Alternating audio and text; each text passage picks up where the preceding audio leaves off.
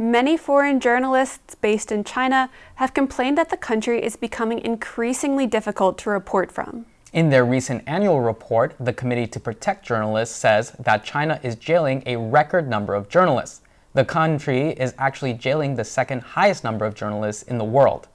Even former Australian Broadcasting Corporation China correspondent Bill Birtles had to practically escape from China when Australia-China ties were at a new low. Australian authorities were concerned that the Chinese government might try to detain Birtles, the way that the Chinese government did back in 2020 when they detained the Australian-Chinese reporter Cheng Lei. Natalie spoke to Birtles about the kind of difficulties that foreign correspondents face when reporting out of China. It got more difficult from initially when I was back there in 2015 for the ABC. It wasn't that difficult at the time. Of course, you never get access to anybody in power, but you could interview academics and sort of advisors to the government. You could get access to big private companies like Didi Chuxing and Wanda, and these sorts of companies would be happy to, as they say, cooperate with the foreign media because they have a good story to tell.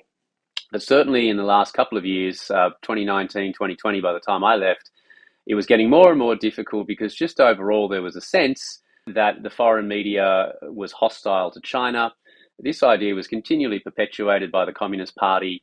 And we've seen, since I've been gone, we've seen in the last year or two, some pretty nasty incidents where when foreign journalists turn up for flood coverage in Henan, you have the Communist Party Youth League putting out social media posts telling everybody if they see foreign journalists to report them to the police, people surrounding foreign journalists and accusing them of being biased. There's just a nastiness now to it. And we also see that through the state media in the way it continually attacks the BBC, CNN, basically anyone. So I did see, but just before I left, that even doing the more simple things that you do for television, such as standing on the street and doing reporting, that increasingly you would have people going past and calling the cops on you. And this is in downtown Beijing as well. So by all accounts, the environment for the foreign media in China has only deteriorated even further. And the last thing to add, of course, is that COVID has been used as an excuse to limit journalist visas and to limit the travel for journalists in China. So it looks like a pretty dire situation at the moment. Birtles also shared his perspective on whether the Chinese public has generally turned negatively against foreign journalists. You know, you don't want to generalize and say everybody. There are plenty of cynics in China who see exactly what's going on, but it's a critical mass thing, isn't it? I think the best comparison to understand it for an audience outside China is the Trump campaign in the United States, where from an early point, Donald Trump stigmatized the media as being out to get him. And he created conditions where his supporters decided to reject and ignore any reporting about him from most elements of the media because he'd already inculcated this idea in people's heads that the media is always lying, it's always out to get me, so it can't be trusted, it's hostile. You know, they're the enemy of the people, as Trump once said. Now, this is very, very similar playbook to how the Chinese Communist Party operates when it comes to the foreign media, basically putting out the idea from the first place. And we saw this back in 2008 when the Olympics were on. It's not a new idea, but this constant repetition through state media, through WeChat channels, that the foreign media is hostile, that they are hostile foreign forces, and it's out to get China. They always like to say, 抹黑中国, 就是抹黑中国, slander China.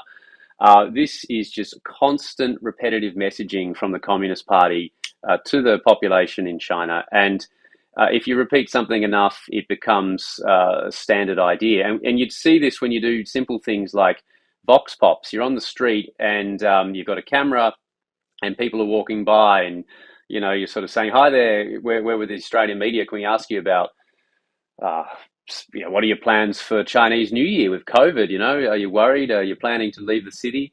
Something really politically benign. And increasingly, we saw people say, foreign media, no, not talking to you. And we even had people report us to police and security guards multiple times. So that's the best way to understand it. It's the same tactic that the Trump campaign uses to stigmatize the media. And I don't think everybody in China, of course, buys into this, but certainly it would be my casual observation that the majority of people kind of do. And those who are kind of cynical about this, at the very least, it has a chilling effect where they know if they engage with the foreign media, if they accept an interview with BBC, then you're going to have Wu Mao and all the little pinks, the Xiao Hong, getting online and attacking them and saying, "You Han Jian, you traitor, why are you speaking to the BBC?" It's a pretty toxic environment.